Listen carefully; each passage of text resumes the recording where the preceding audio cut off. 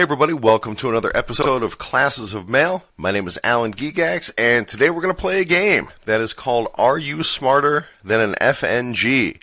That is Foxtrot November Golf. And if you're not already familiar with that abbreviation, it stands for fucking new guy. So I spent many years as an on-the-job instructor and a Carrier Academy instructor, and there's tons of material that we cover during that period. And after that, there's no follow-up, which is the entire reason that this podcast was created. And so I always had it in the back of my mind that one day I should actually go through this checklist and make sure you guys know all the stuff that you were supposed to know when you first started working. And that's what we're going to do today. So in the on-the-job instruction booklet, there is a checklist at the back of 102 items. And you have to sign off on all 102 of those items in order for your training to be complete. As a trainer, my job was to go through those items with you, make sure you understood every single one of them. So, we're going to do that now. And we'll go through each of these one by one, and we'll talk about them a little bit. A lot of them will just be experience, like have you done such and such thing, and presumably all of you will have done it. But if it's uncommon, I'm going to talk about it. So we're going to start right out here with skill number 1, record work hours using the facility's time recording procedures. So this would be your scanner. Now, it used to be the barcode reader or the electronic badge reader. Now we use the scanner, and of course you go into option T, time clock, and record your hours.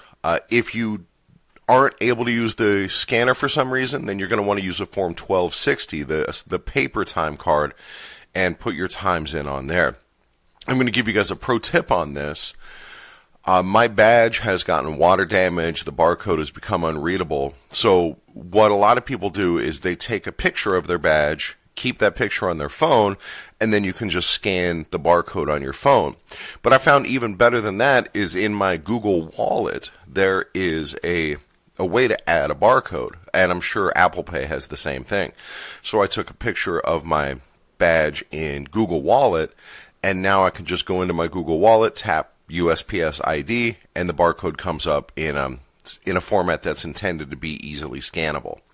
So that is number 1. Number 2, record work hours such as begin and end tour. Obviously, you have to clock in and clock out every single day. Number 3, record work hours to properly document current function or assignment. So this is something that if you haven't done it in a while, you can kind of forget that, like, we all know, or we should all know, that we have 2 basic operations that we're going to do every day. We have office time, which is operation 722, and we have street time, which is operation 721.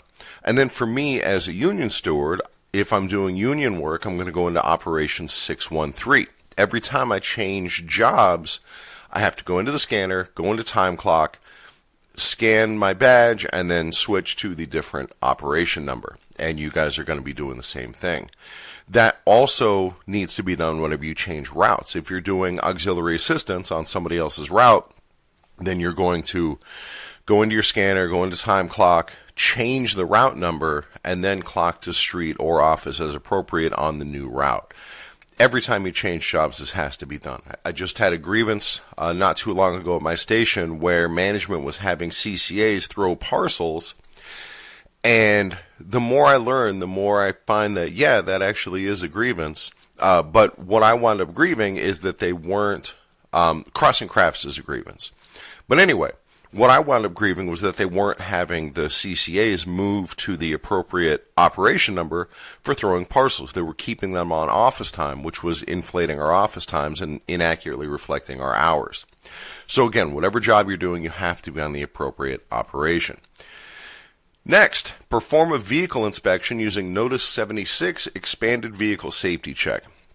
This is obviously something you're supposed to be doing every single day. These trucks are old, they're crappy, they're beat up, and it's worthwhile to do your vehicle check to make sure that everything is in working order. And if it's not in working order, then we get to our next one. Complete a sample PS Form 4565 vehicle repair tag. So with these repair tags, in my experience, you don't have to be a mechanic to fill one out. You just kind of use your best description of what the problem is. And our LLVs in particular are so simple that the person from vehicle maintenance has seen this same problem 400 times in the last 2 weeks, and they'll be able to figure it out and fix it and diagnose it fairly quickly. But you have to do that vehicle repair tag so that they know, hey, I got to come look at this truck. And if you think it's going to need a specific part, then you should mention that in your repair tag, because when maintenance comes out to my station, they don't have every possible part with them. And so sometimes that can really delay repairs. Next, review label 70, safety check and vehicle dimensions. What is label 70? This is something that I use as a check to see if my trainee is actually paying attention to what they're signing. Because if they sign off on this, I ask them, just like I'm asking you, what is label 70, safety check and vehicle dimensions? Go ahead. Say it. Don't be shy. All right, so label 70 is when you're in the LLV, it's right by your right knee. It's a sticker that's near the door that tells you it's a basic version of the vehicle check, and it also tells you the truck's height, which I believe is 7 foot 1 inch.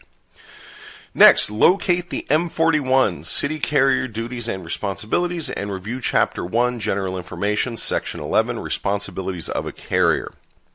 From memory, I think this is part of the M41 that tells you like you have to be on time and obey your supervisor and stuff like that.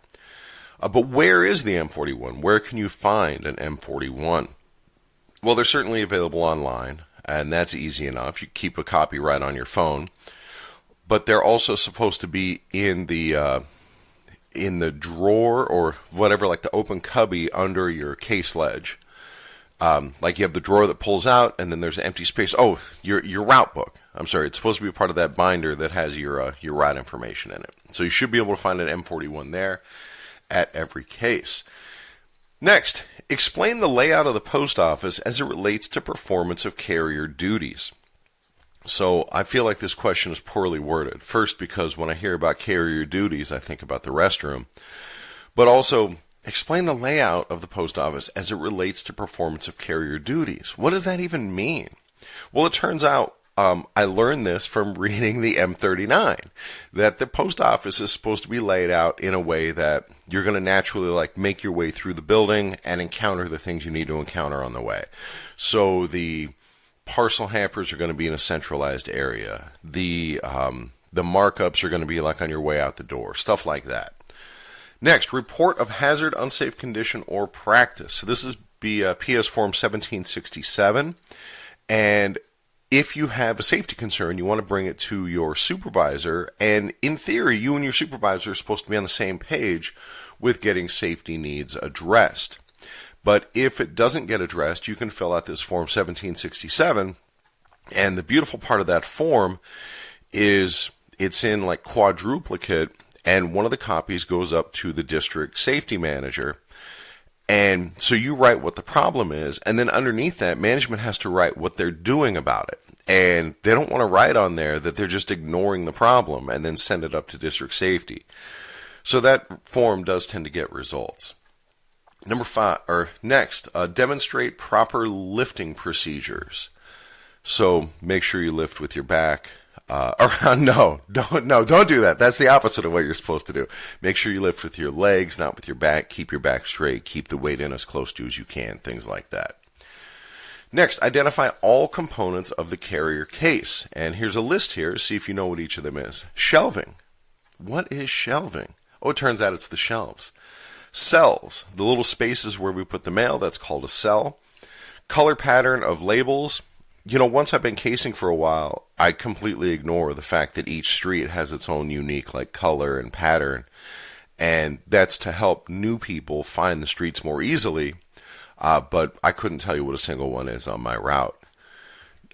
Next, UAA, UTF, CFS, hold mail, separations. This is down either in the lower right or the upper right. There's going to be a place there for you to put all your carrier endorsed mail. UBM separation. At my station, we have a red bucket that says UBM on it, undeliverable bulk business mail, and it's kept at the edge of the case. Satchel hook. That's what those little hooks are underneath your case ledge. You're intended to hang your satchel there. Ink dauber. So you may see like a rubber pad bolted onto your case somewhere, and it has like these 4 stripes on it, and that is actually an ink pad that you're supposed to use if you find stamps that have not been canceled. And you press the stamp up against that, and that cancels the stamp. And then the last 2 things in here are the edit book and the route book. The route book gives you all the basic information about the route. It has your 1564A that tells you where your lunch stops are and basic stuff about the route. And then the edit book, also called the red book, is how you make changes to the route. Next, identify bundle system for the route. This is a throwback to a time when we used to case a lot more letters. And so we would use the 1 bundle, the modified 2 bundle, but now we just do the vertical flat casing, and so this isn't relevant anymore. Next, withdraw mail and stage for casing without obstructing aisle space while maintaining a clean work area. So when you're pulling your mail and getting it ready, you want to make sure that you're not like blocking the aisle, stuff like that. Next, properly case. Dude, am I already there? Yeah. Hold on. Yeah, I guess I am. Did I skip something? No, I didn't. All right, I'm sorry. Sorry, I got a little lost there. Okay, properly case route non-DPS FSS letters and flats. Trainee should experience no less than 2.5 hours of casing. So this is important because when you're new, you have to learn how to case properly. You got to make sure the mail goes in the right direction and that it's accurate. The problem is, at least where I work, a new hire may not case again for another 6 months. Usually they come in at, like an hour and a half after the rest of a start. The mail is already prepared, and they don't get much opportunity to case after that. So during the training, you want to make sure that they get that full 2.5 hours of casing so they get as much practice as they can. But if you see a CCA or a new person at your station who's going to be casing on a route for the first time, pull them aside. Make sure that they're actually putting the mail in there properly, because it is a very good chance it's been a long time since they last cased. Next, check small parcels and rolls, spurs, for extra services and properly case. This right that we have to case our spurs is something that management will fight us on from time to time, and it is ensconced in multiple areas. It's in the M39, it's in the M41. I think it's even in the contract. I'm not positive about that off the top of my head, but it's also in this training checklist. Yes, we can case our spurs, and we're supposed to look for extra services like insured and things like that. Next, identify procedures for handling damaged, suspicious, and hazardous mail. So if your mail is damaged, at my station we take it to what we call the patch-up area, where we're able to like tape it closed or put it in a bag. We have these bags that say "We Care" on them. So if you have a letter or a flat, you can put it inside of one of those bags. And it's important to do this before it gets to the customer, because the customer is always going to assume that whoever touched it last is the person who damaged it. So this helps to cover you in the event that you run into some damaged mail. Also, with a parcel, if the parcel has obvious damage, then as soon as you get that parcel, you're going to want to scan it and mark it as visible damage. So if you're not sure how to do that, it's in your regular scan barcode screen. You scan the package, you press enter, and then you go to number 4, other, and then I believe it's number 5, visible damage. With suspicious mail, you want to take it to your supervisor and let them deal with it. And then with hazardous mail, you don't touch it at all. So that's pretty straightforward. Next, apply safe work practices from JSA casing mail. There are a few ways that you can hurt yourself while you're casing the mail. A big one is just repetitive stress. So you want to make sure you're standing in a comfortable position, not doing too much twisting, and maybe wear gloves to help protect your hands, stuff like that. Next, apply safe work practices from JSA, elevating mail from the floor. Oh, by the way, a JSA is a job safety analysis. It's these forms that the post office comes up with that looks at a specific task that we do and figures out how to do that task safely.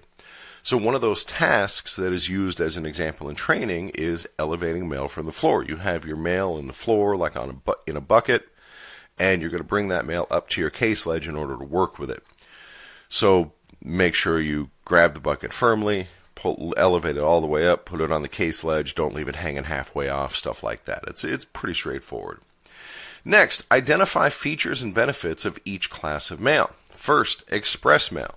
Obviously, the benefit of this is that it gets there faster. Next, first class mail. First class mail can't be destroyed, and first class mail, like it doesn't go into the U-boom. And if first class mail is undeliverable, it'll either get forwarded or returned as appropriate. And also, first class mail doesn't get delayed. Next, priority mail. Priority mail gets anywhere in the country in typically 2 to 3 days. It's not guaranteed, but it's a pretty good product. It gets there fast, and the price is reasonable. Going back to express mail is also our only product that has a guaranteed delivery time. Next, number 4, periodicals. So periodicals are magazines. They're things that come out on a periodical basis, like every month, every 2 months, something like that. And old-timers call that second-class mail, and that is a preferential mail class. It cannot go into the U-boom. Also worth noting, periodicals are the only class of mail where you may not have the class actually indicated on the label. On a magazine that doesn't have a plastic cover around it, you're just going to have the address label. And it doesn't say periodicals on it. So you have to know, oh, this is a magazine. The postage information is actually somewhere on the inside. It's usually in the first couple or the last couple pages. But you're not going to go in there looking for it. You just know, oh, it looks like a magazine. It has one of these labels on it that's just the address label. And it cannot go into the U-boom. Next, standard post is a type of package service, and that one has been replaced by Ground Advantage. Next, standard mail. This would be a catch-all for non-preferential mail, standard, nonprofit, marketing, bound, print, and matter. And this is stuff where the mailer has paid the bare minimum. Their mail does not get forwarded or returned if it's undeliverable. It just goes into U-boom, undeliverable bulk business mail, unless it has an ancillary service endorsement, like forwarding service, return service, address service, stuff like that. Next, package services. This is kind of a catch-all just for parcels. Now, it seems like we're down to pretty much just 2 categories of parcels at the moment, Ground Advantage and Priority. I'm sure there's more. Like, obviously, there's still media mail, there's still bound printed matter. But most of what we see now is just Ground Advantage and Priority mail. Whoever came up with Ground Advantage, it is very popular with shippers. So thumbs up to whoever came up with that. Next, review the color coding policy. What is the color coding policy? Who calls it that? What is that? Give you a second to think about it. All right, so the color coding policy has 2 parts. The first part is the plastic blockers that go into your cells at your case. And there is actually standard definitions for what those colors are supposed to mean. And there's a chart. And on that chart, a blue blocker, like the L-shaped plastic bar that goes in there, indicates vacant. And the yellow one indicates hold. And I forget what the other ones mean because those are the only 2 that we generally use. But there are official definitions for those colors. If you use different colors for different things at your station, just stick with that because this is a fairly obscure part of postal policy. And it's better not to confuse people. Also, that little bar is L-shaped. And it's L-shaped because if you have a cell that has 2 addresses in it, if the address on the left is the one that's vacant, then you want to put the L in so that it looks like an L, so that the bar goes up the left side, indicating that the left side is vacant. If the right side address is vacant, then you're going to put it in the other way. It's like the opposite L, and that indicates that the one on the right side is vacant. And then if they're both vacant, then you turn it 90 degrees so that it's like flat across the top, and that blocks both sides of the cell. So that's one half of the color coding policy. The other half of the color coding policy is for when we delay mail. So we've talked about before that first of all, you are not authorized to delay the mail. Only management can delay the mail. If they do, you're going to fill out a 1571 and you leave that slip with the mail that got delayed. Well, a clerk can come around, file away those 1571s and replace it with a color-coded placard. And the placard has very clear instructions on it that says, like, this mail came in on Monday, and it has to be delivered no later than Wednesday. And it'll be blue. And then if the mail got delayed on Wednesday, this mail was delayed on Wednesday, it has to be delivered no later than Friday, and it'll be orange. I actually don't know what the colors are off the top of my head, but that color lets a supervisor tell just at a glance that, oh, that mail has to go out today. Any purple mail has to go out today. And that's what that's for. And that's if you're at a fancy station. At a station like mine, we use strips of colored construction paper, but they serve the exact same purpose. So that's the color coding policy. Next, identify the locations where mailers can place an ancillary service endorsement. The ancillary service endorsement is like attempted not known, no such number, stuff like that. And it can be anywhere. It can be in a number of places on the envelope. And learning where those places are really helps to prevent a lot of mistakes when you're tossing stuff into the U-boom, because you have to look for that ancillary service endorsement. It can be in the top right near the postage. It can be written across the top. It can be in the top left near the return address. If you have an envelope with a window where the address is in the window, it can be in the window. That's the worst. That's a bad place for it. It could be right above where that window is. There's a bunch of places where you can see it. And then I think it's either Citibank or American Express will send out advertisements that have like this silvery paper, and it makes it almost impossible to see the ancillary service endorsement that's written in black. So this is the kind of stuff you have to look for. Next, locate or review the edit book for the route that the carrier is casing. Generally, you're not going to be dealing... The edit book is how you make changes to the route. It has the entire line of travel. It has information about each delivery point, and you can change notations on your case. You can change the line of travel for your route, but it's not something you're going to do as a new hire. One of these days, I will have an episode on the edit book, but it's a long way off. Like, number one, I'm not comfortable. Like, I can do my own edit book, but I don't know if I could teach it, especially without being able to look at an edit book. So, someday. Next, identify PS Form 1564A delivery instructions to determine the delivery method and type of route the carrier is casing. So this form that should be inside your route book will tell you basic stuff about your route. It tells you who the regular carrier is, who the carrier technician is, what your vehicle number is, what type of vehicle it is. If you have collection boxes, it tells you where those are. If you have relays, it says where those are. It also has your approved line of travel to get to and from the route. It tells you where you're supposed to take your breaks, where you're supposed to take your lunch. Everything like that is all on the 1564A. And then we have the 1564B, which is the next item, special orders for the route that the carrier is casing. And this one is essentially just a list. And it'll say things on it like, these people don't want you to walk across their lawn.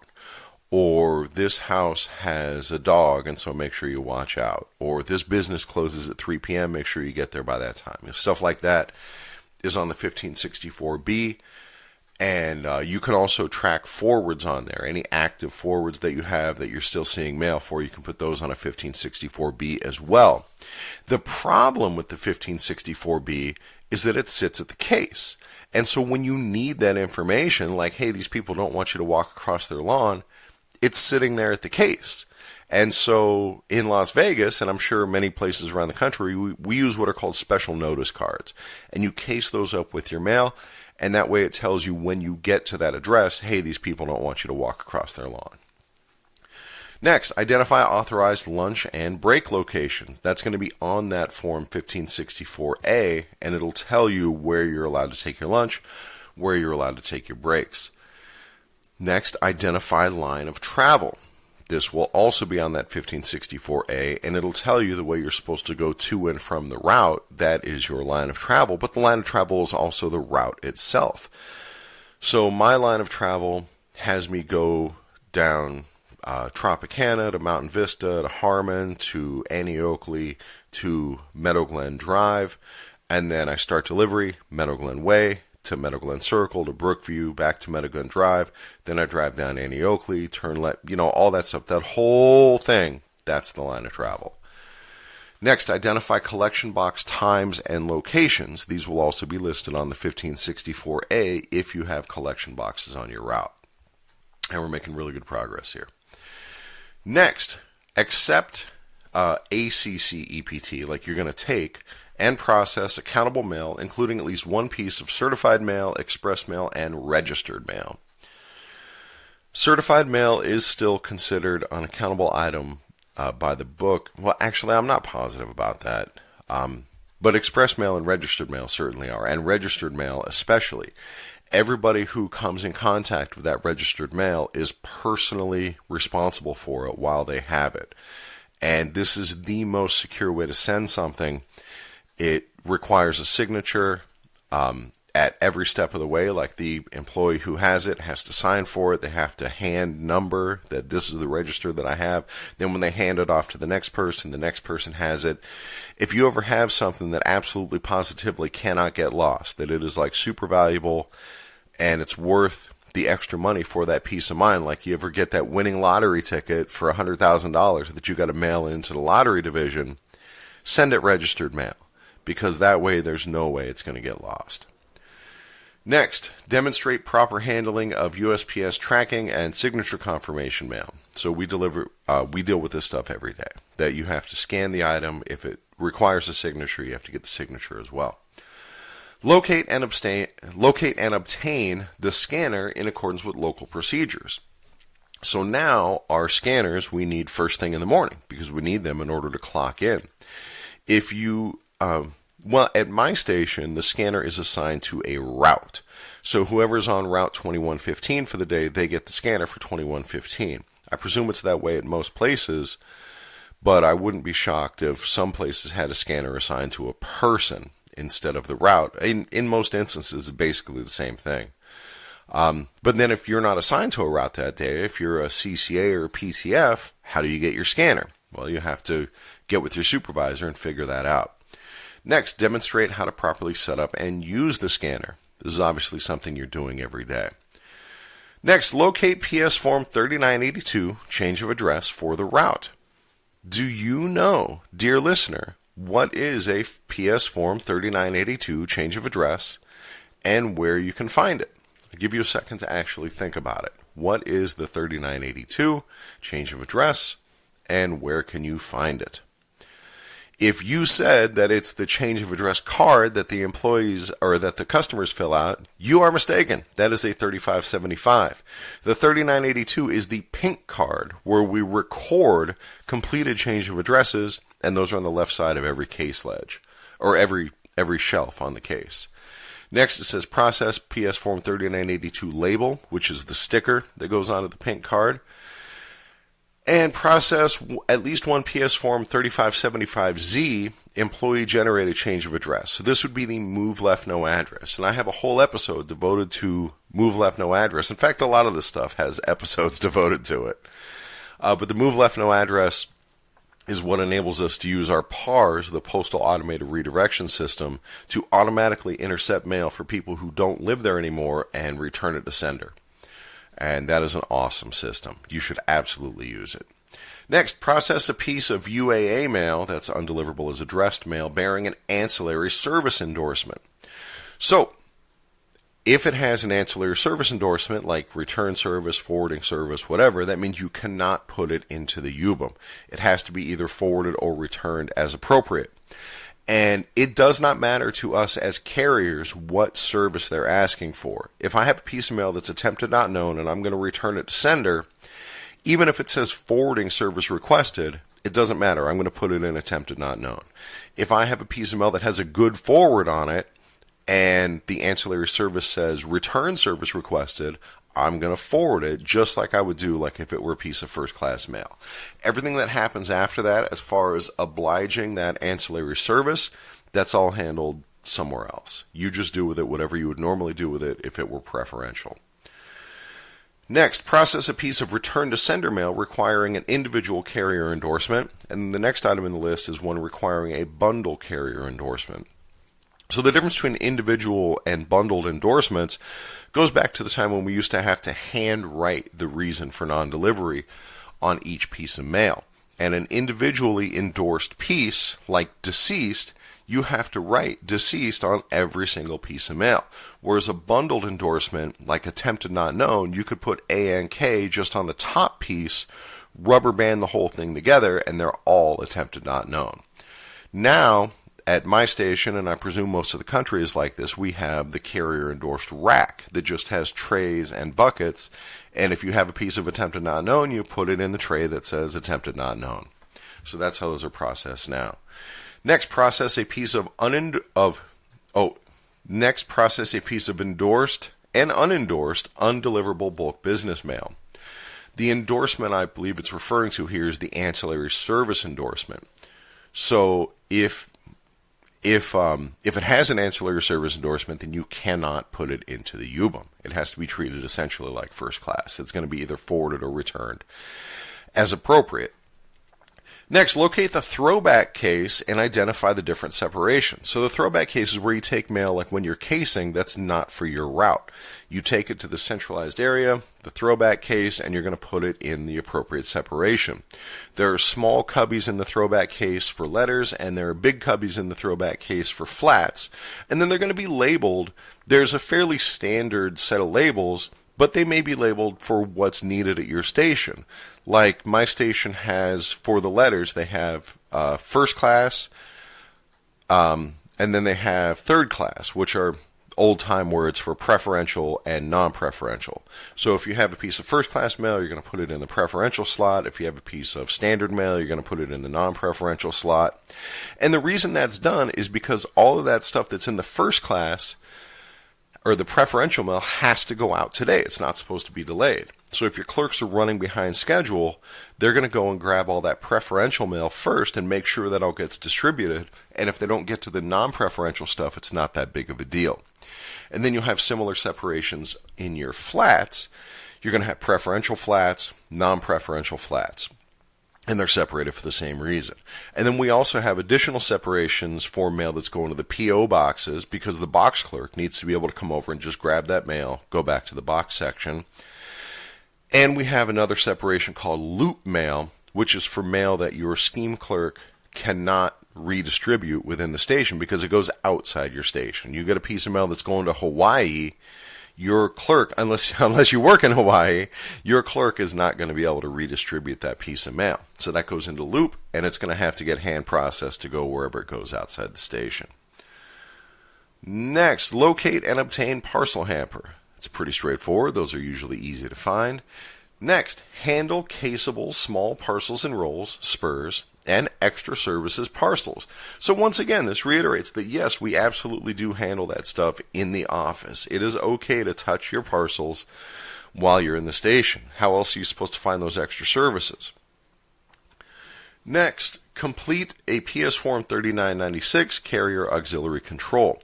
So this is if you're going to need overtime for the day, if you're not going to be able to complete your route in 8 hours. And again, I have an entire episode devoted just to the 3996.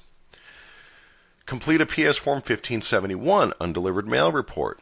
I have a whole episode devoted to this. This is if mail winds up being delayed. Remember, you're not authorized to delay the mail. So you fill out this form, you give it to management, and management signs off on it. And then that form stays with the mail until it finally gets prepared for delivery. Next, pull down and process undeliverable mail, including hold mail, CFS mail, which is forwarded mail, and UBUM. And so you need to make sure at the end of your casing that all that stuff winds up in its appropriate home. You don't want to leave stuff behind just sitting in your case. Next, practice pull-down procedures for different types of delivery. So depending on what type of delivery you're doing, your pull-down is going to be different, like the way you strap out your mail. If you are doing park and loop, each loop is probably going to go into its own rubber band. If you're doing apartment delivery, then you may put that whole apartment complex into a bucket. And if you're doing, say, out the window delivery, maybe you don't strap out anything because you deliver it all just one house at a time anyway. So these are all things that, depending on what kind of route you're doing, it's going to be different. Next, load equipment such as the satchel or hamper. So all that stuff that you've now organized goes into the hamper. And if you have a park and loop or a walkout route, then the first set of deliveries, actually I'm not sure if that's true for a walkout, but for park and loop for sure, your first loop is supposed to go straight into your satchel. The next one, check for sleepers. Off the top of your head, do you know what a sleeper is?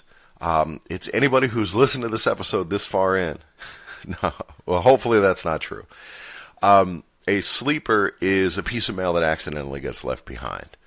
So it's easy to do with like postcards. They wind up sticking to the cell dividers. You get a letter that gets like pushed to the back of the case, something like that. So you want to check for that before you leave. Next, identify and replenish forms and equipment that are required when delivering the mail. So some of the forms you might need are 3849s, your left notice slips. You might need notices for packages. Who knows what papers you'd bring out there. Change of address cards. And then equipment would be like rubber bands and the various other little things that you need with you, pens.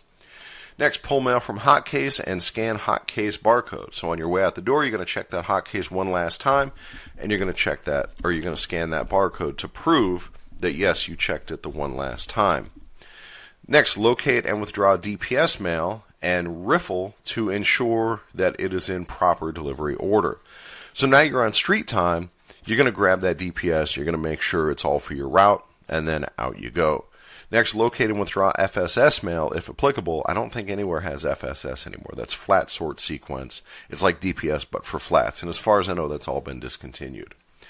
Next, clock over to street time. So this is a little bit out of order because the DPS should have already been done on street time. And probably that final pull from the hot case should be done on street time also. Moving on. Organized mail in vehicle for accurate and efficient delivery using last in, first out, LIFO.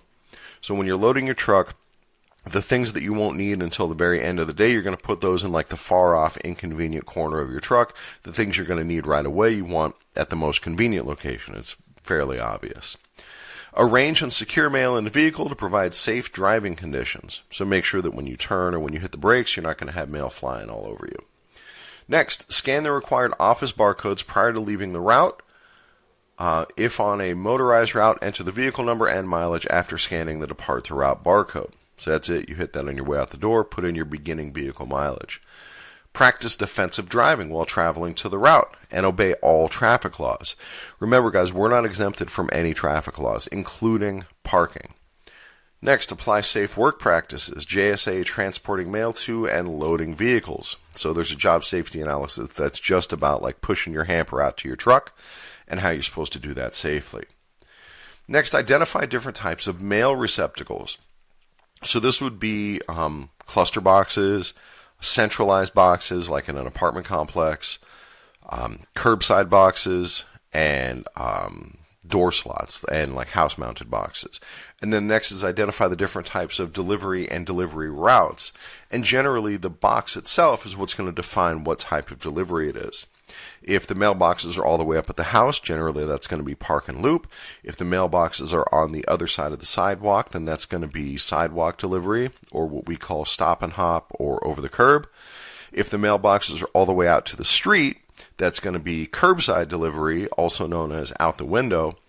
And then if there are no mailboxes at the houses, then it's centralized delivery like cluster boxes or wall boxes, something like that. Next, review safe work practices for JSA dog attacks. Yes, of course, there is a job safety analysis about dog attacks, and one of these days I'm going to have an episode devoted just to dog attacks. Guys, I have been attacked by dogs so many times, but I've never been bit. Next, secure mail equipment and vehicle when delivering the mail. So I don't know if it's in the M41, but it's definitely somewhere that when you're doing park and loop or when you're doing centralized delivery and you're going to be away from the truck, you're not supposed to leave the mail up in the front in the cabin area. It's all supposed to be locked up in the back, and you close that sliding door. I don't know how many people actually abide by that, but those are the rules. Next, prepare mail for delivery and verify address by fingering the mail. Yeah. All right, so obviously this is the main part of our job. Make sure that the correct mail goes into the correct box.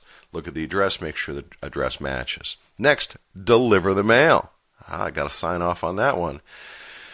Scan designated scan points on the route. We don't really have those anymore. We don't have street managed service points, but we do still have barcodes at collection boxes, if you have any of those. Apply procedures for prepaid acceptance items. So somebody gives you a package going out, you have to make sure in your scanner you go to option H, prepaid acceptance, and scan that in right when you get them. The only one you're not going to scan in immediately is express mail. And this may be a local instruction, but this is the way I always taught it. As soon as you scan in that express mail, it creates a guarantee for when that item is going to arrive at its destination. And the problem is if you don't get back to the station till like 7 o'clock at night, the truck that was supposed to take that to the plant is long gone. And so it's not going to make it to the plant, it's not going to make it to the airport, it's not going to get to its destination in time. So we've always been instructed not to scan that express mail as accepted until it actually gets into the mail stream. Next, apply safe work practices for JSA carrier walker delivery. So there is a job safety analysis for how you're supposed to walk on the route. The next one is for mounted delivery. There's a job safety analysis for that as well. We're nearing the end here. Identify 3 key types of accountable mail. So go ahead and in your head, try to name 3 different types of mail that you might get from the accountables cage or the accountables clerk. Do you have them? Maybe you only have 2 of them. So some of the easier ones are express mail and registered mail. Those have already been talked about, but you could also have COD or postage due. Any of those might be considered accountable mail. And then certified, apparently those aren't accountable anymore. I don't know. Next, explain how to provide security to mail, money, and equipment trusted to your care. So this, it's kind of intuitive or common sense stuff, like make sure you keep your truck locked up. Next, deliver and scan 3 types of accountable mail, including certified mail, express mail, and registered mail. I haven't delivered registered mail in quite some time. But when I do, I always keep it in the front of my mind that like I am personally responsible for this item and I better make sure I know where it is all the time. When I have an on-the-job trainee, I make them sign for that registered mail and then I'll quiz them every once in a while like, hey, where's that registered mail? And they better know exactly where it is. Next, apply local check acceptance policy when accepting checks for customs duty, CODs, and postage due items. I cannot tell you the last time I had somebody try to write a check to pay for stuff out on the route. If they tried to, I would have no idea what the check acceptance policy is, and I'd have to call my supervisor. And interestingly, the last time this happened was like maybe 8 years ago, and I called my supervisor, and they didn't know the check acceptance policy either because it comes up so rarely. So they had to look it up. Next, apply procedures for accountable items for which delivery was attempted but not delivered. So if you had, say, an express mail that needed a signature, you tried to deliver it, there was no signature, what do you do next? Well, you're going to put left notice on the mail piece, bring it back to the station, and you're also going to fill out a 3849 and put that in the mail receptacle. Next, give 3 examples of established postal products and services. I don't really understand the point of these questions in the 102 skills, but okay. 3 examples of postal products and services. Express mail, ground advantage, and first class. There you go. Nailed it. Next, give an example of how the Postal Service is marketing new postal products in your community. Dude, I have no idea. What are we doing for advertising? The last advertising campaign that I remember distinctly was Lance Armstrong and the U.S. Postal Service Tour de France team. Since then, I couldn't tell you. I know we have commercials, and I've seen commercials every now and again, but that's about it. Next, identify 5 key questions in Customer Connect card and complete and submit a Customer Connect card if applicable. So this is how we submit sales leads to the salespeople at the post office. And now you can actually do a Customer Connect lead right from your scanner. Next, collect outgoing mail from various types of collection points while delivering the mail. So you're going to get it from mailboxes, you're going to get it from CBUs, you're going to get it from businesses, and you get it like directly from customers. They hand it to you, stop you on the street. Hey, can you take this mail? Yeah, I'll take it. But you got to get out of the car. I ain't getting out of the car. You come to me. Next, collect mail on a collection route and adhere to collection schedules. So unless you have a collection route, this is not something you're going to do, but it is important to note that if you have one of those blue collection boxes, there's a time printed on it that says, it tells the customer, like if it says 2 p.m., it lets the customer know that as long as they get their mail in there by 2 p.m., it's going to go out today. And so we have to make sure we pick up the mail after the time indicated on the collection box. If we were to pick that up at 1 p.m., they drop their mail in at 1:45. Now, it's not going to go out today because we already picked it up. So make sure you pick up after the time indicated on the collection box. Next, identify and isolate anonymous mail. Anonymous mail is mail that might be a bomb. And it's called anonymous mail because it doesn't have any way to firmly tie it to the sender. So what we're looking for with anonymous mail is two things. First of all, it only has stamps. It doesn't have a postage meter. It doesn't have a barcode. Both of those things, like to do a postage meter, you have to have an account with the post office, or you had to come into the post office. And so we have a way to figure out like who this came from. So that's the anonymous part. And then the other half of it is if it's 10 ounces or heavier. I guess you had to decide on a threshold somewhere. And so they set it at 10 ounces. So if it only has stamps and it's 10 ounces or more, then first of all, you don't want to accept it. If a customer tries to give it to you, if at all possible, don't take it. Give it back to them. And if you wind up accepting mail like that, then you're going to want to isolate it and bring it back to the station and give it to somebody like your supervisor or somebody who will declare it safe before it moves on. Usually it's going to wind up with these stickers on it that say, don't put this on an airplane. Because on the off chance that it is a bomb, we don't want it to be on an airplane, take down the plane. If it blows up in the back of a tractor trailer, that's not nearly as bad. I'm sure it's still bad, but not as bad. Next, locate and read standard operating procedures in your unit for dealing with hazardous materials. This one's really easy. Hazardous materials, you don't mess with them. Next, apply safe work practices for JSA collecting mail from collection boxes. There is a job safety analysis for this. It's possible to get hurt collecting mail from collection boxes, like this big heavy door. When you open it, it falls down and hits you in the shin. That reminds me of a funny moment in the Carrier Academy. I was teaching, we had a larger class, so we had 2 instructors, and the other instructor was demonstrating getting mail out of the collection box, and he was talking about ways that he's hurt himself doing this. Like one time I had my head in here and I was just rushing, and I picked my head up and I hit the door frame because I was rushing. Another time I put the door down and the door hit me in the leg because I was rushing. And one of the students asked, have you ever gotten like stuck inside of a collection box where like your head is inside the collection box and you're just stuck? And I start laughing and I go, no, he never has. But one time his stepsister got stuck like that. Good times. All right. So anyway, that's collection boxes. Next, return the vehicle to the designated location and ensure that it is properly secured. So once you're done for the day, you're going to bring that truck back and it's got to be completely locked up, including rolling the windows all the way up. Scan return to office barcode if applicable. So you're going to hit that return to office. You're going to put in your vehicle's ending mileage for the day. Accurately record time and vehicle mileage information. So again, in your scanner, it's going to ask you for your vehicle's ending mileage. And man, we are almost at the end. Deposit collection mail and return equipment to designated locations. So your hamper goes back where the hampers go. If you use a U-cart, you put that back where those go. Your outgoing mail that you've collected, it all gets divided according to what the separations are where you work. Next, return scanner to cradle. This one is out of order because now you can't do that until the very end of the day once you clock out. Next, complete PS Form 3821 clearing receipt for clearing of accountable items. So in my opinion, this is kind of redundant. There is a little paper receipt that you can get when you turn your accountables in, and it shows that yes, you turned them in, and here's the receipt that says they got everything back.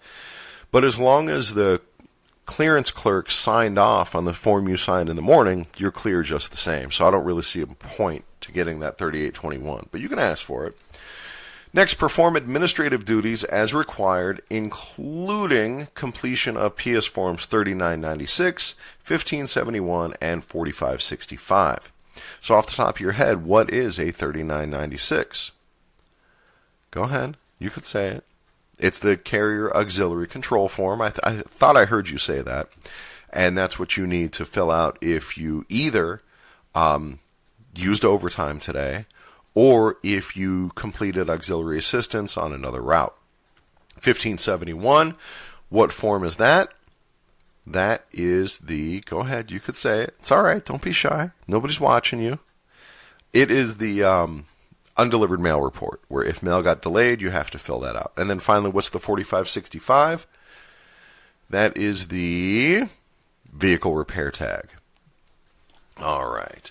Next, and I want to mention that the $39.96, you may have to fill one of these out at the end of the day, because anytime you go into overtime, you have to have a $39.96 to go with it. So if you thought you were going to have an 8-hour day and things ran long, you inform your supervisor, hey, looks like I'm going to need a half hour of overtime. And they say, okay, go ahead and finish your route.